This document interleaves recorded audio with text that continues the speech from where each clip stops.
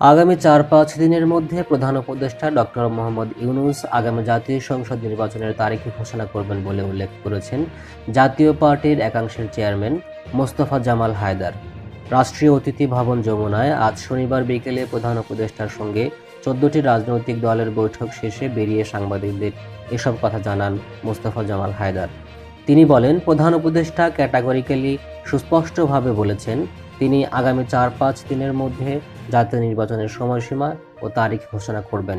আলোচনার সবচেয়ে ফলপ্রসূ বিষয় হচ্ছে এটা, দেশে যে অরাজকতা তার একমাত্র সমাধান হচ্ছে নির্বাচন, এটা সরকার বুঝতে পেরেছে। জাতীয় পার্টির এ নেতা বলেন, নির্বাচনের তারিখ ঘোষণার চেয়ে আনন্দের বার্তা আর কিছু হতে পারে না। নৈরাজ্যের সমাধান করবে নির্বাচন, নির্বাচনের মাধ্যমে অনেক সমস্যার সমাধান হবে। বৈঠক শেষে বাংলাদেশ লেবার পার্টির সভাপতি মোস্তাফিজুর রহমান সাংবাদিকদের বলেন, প্রধান উপদেষ্টাকে তিনি বলেছেন, আইনশৃঙ্খলা রক্ষায় সরকার চরমভাবে ব্যর্থ হয়েছে।